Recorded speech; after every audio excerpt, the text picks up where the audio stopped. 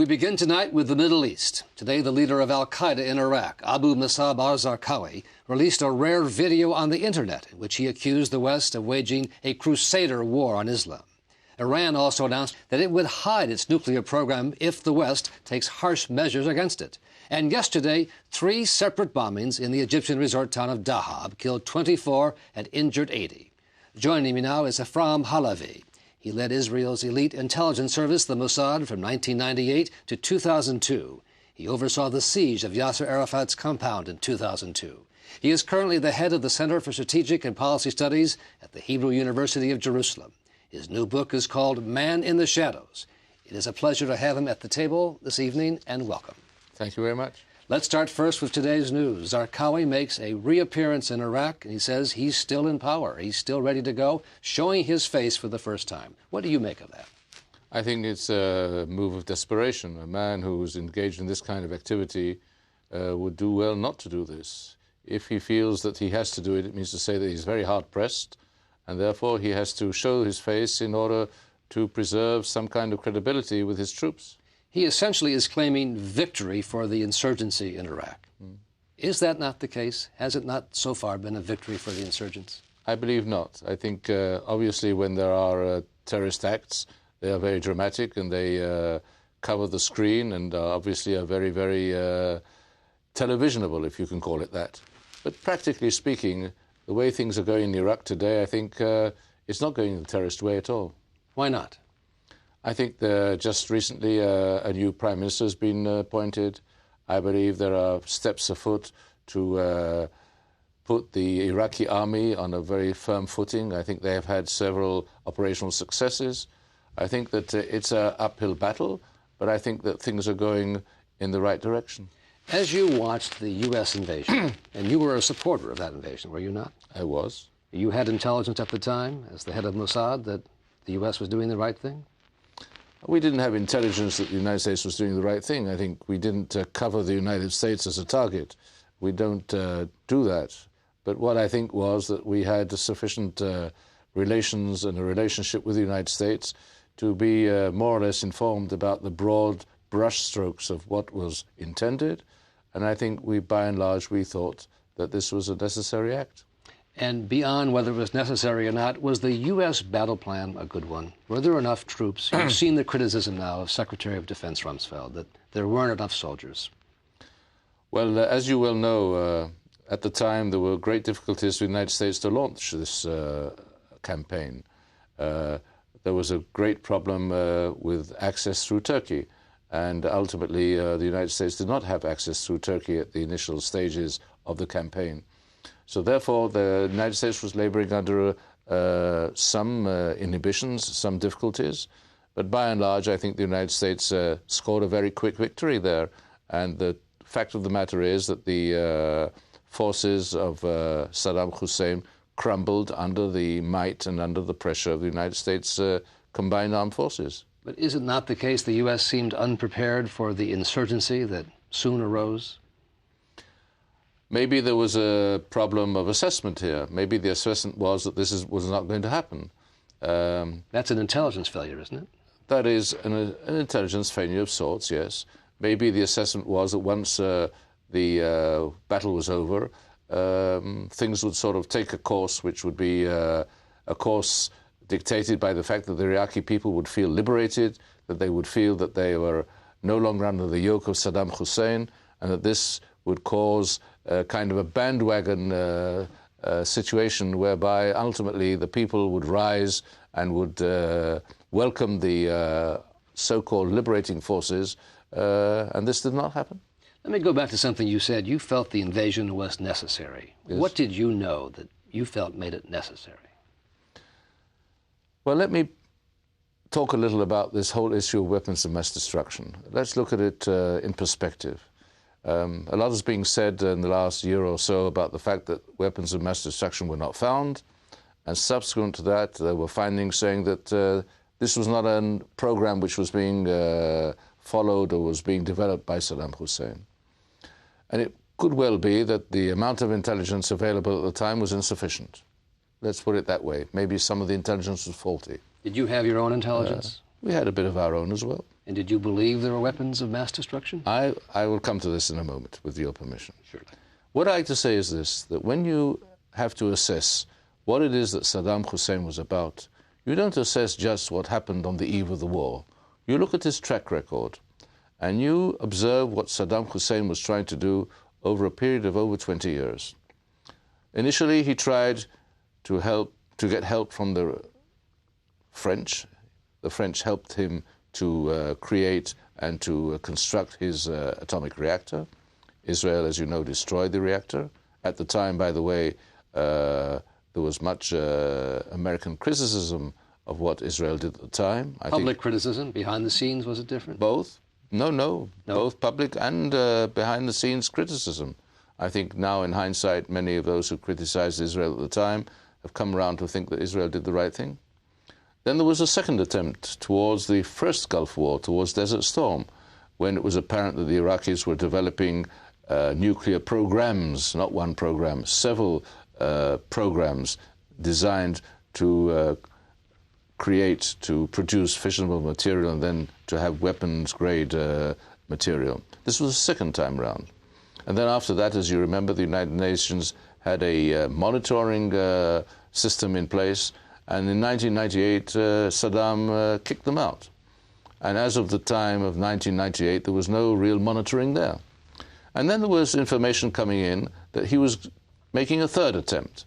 And there was evidence that he was trying to get his hands on all kinds of means around the world, and we saw it and others saw it. Did we have the smoking gun? No. But we had a track record. And I believe that in a situation where you have a track record and you have insufficient information about the final stages, you assume that the track record is a viable track record. And what he tried to do in 1980 and what he tried to do in 1990, he was trying to do in 2003, unless proven the opposite. That's enough to go to war, to commit soldiers? I think it's enough to assume, on the basis of a lot of other sketchy information that was coming in, that Saddam was bent on continuing this policy of his. As you saw the assault, essentially, on the CIA and the U.S. intelligence community for what were called intelligence failures in the Iraq War, and prior to that, the 2001 attacks, what was your own thought about your American colleagues under the gun for massive intelligence failures? I felt that this was a very unjust and unfair way of going about dealing with my friends, colleagues, if you like to call them that. Were they your friends and colleagues? I think so, to some extent, yes. I believe that on the one hand, you must understand that for an intelligence officer to make judgments, he has to be immune from the danger of being held accountable, I'd say physically, for mistakes which are made in good faith. If it was proven that there was negligence here, if it was proven here that there was shoddy professional conduct, yes, then maybe certain steps should be taken. But if you make a mistake, and for a mistake you make, you have to pay the price, this means to say that any man in the future who will have to make a judgment, he will have to take into account what was done up to now, how his predecessors were treated, and he will always have to err on the side of caution. He will have to cushion his recommendations. He will have to put in caveats. He'll have to blur the results so that whatever happens, he can always say, yes, he also mentioned this, he also said that.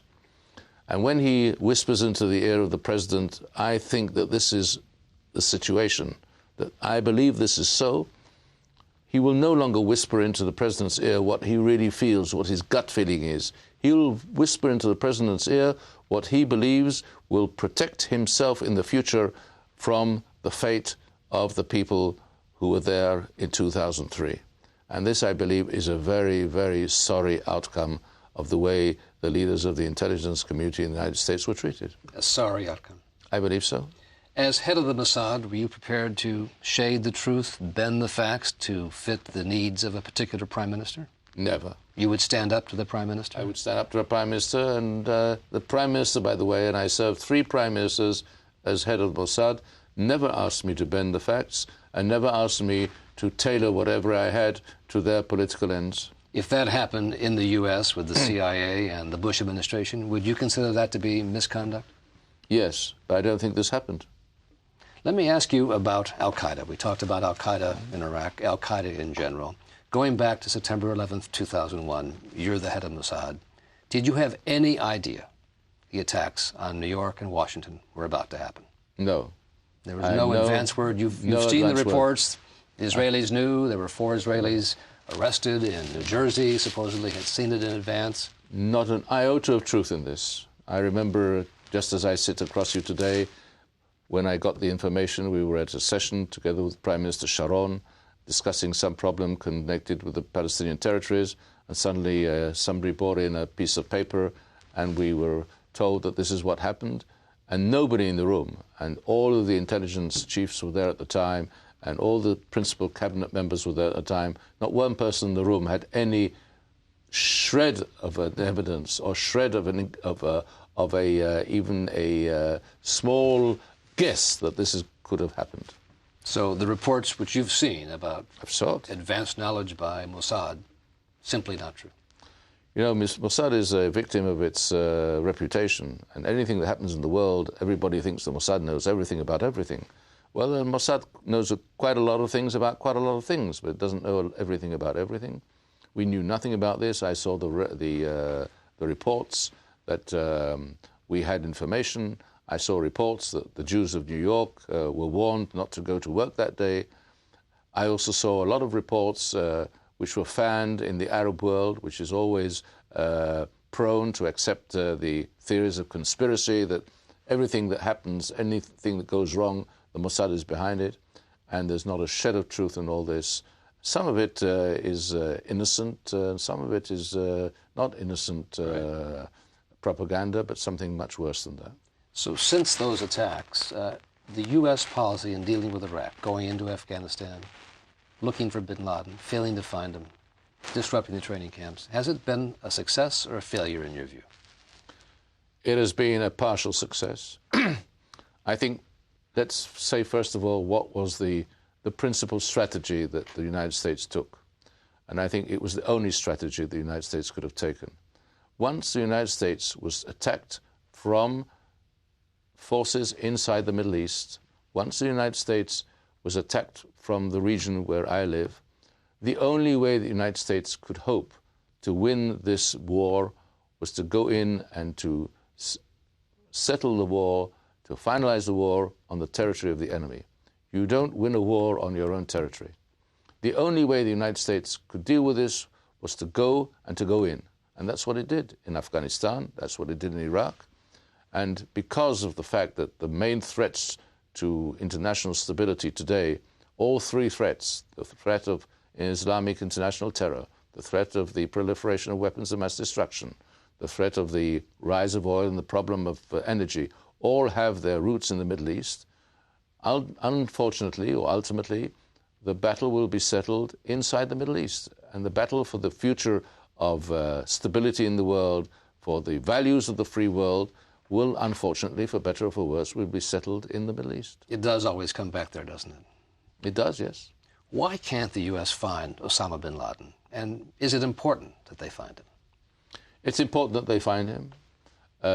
I think... Could Mossad find him? Well, I don't know. I'm not there today. I don't know if the Mossad is looking for him.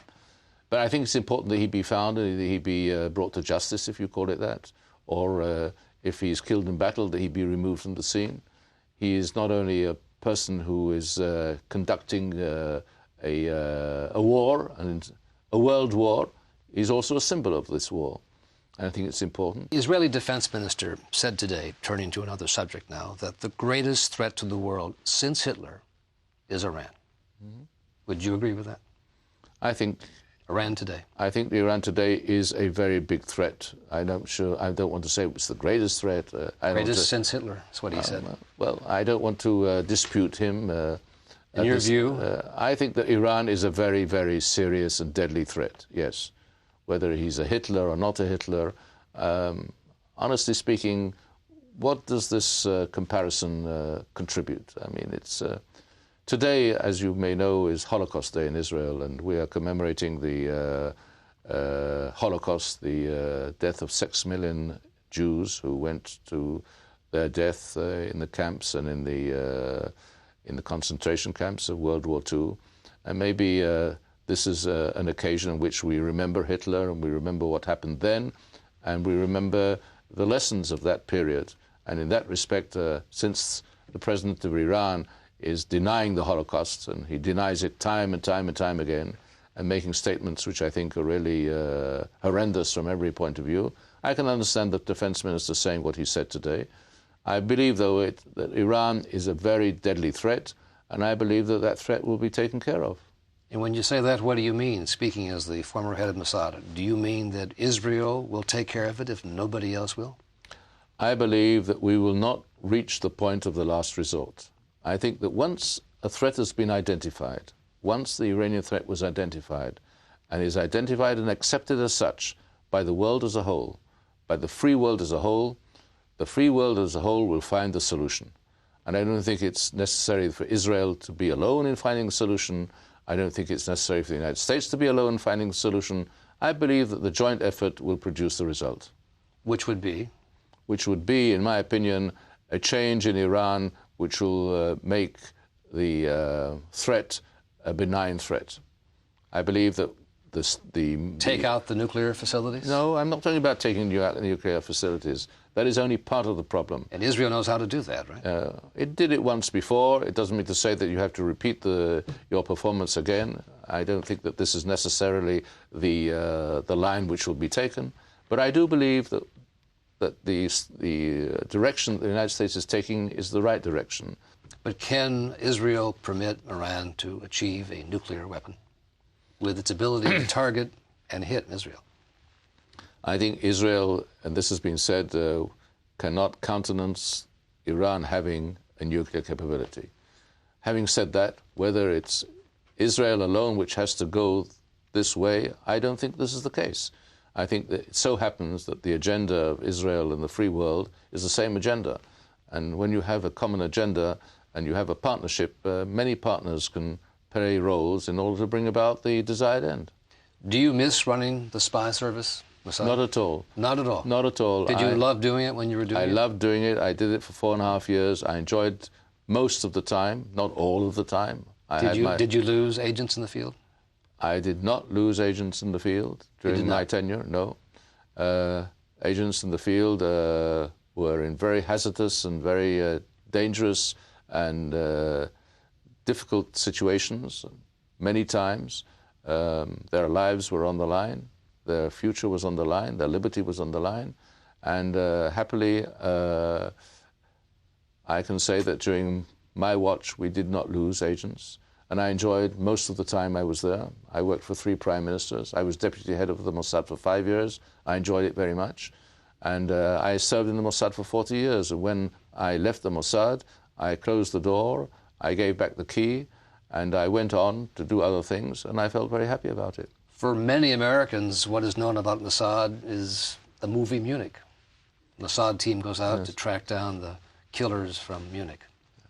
Well, what did you think of it? You saw the movie? Yes, I think it's a very poor movie professionally. I don't think that that is the way the Mossad ever operates. That was the attack, though, wasn't there? There was such an operation.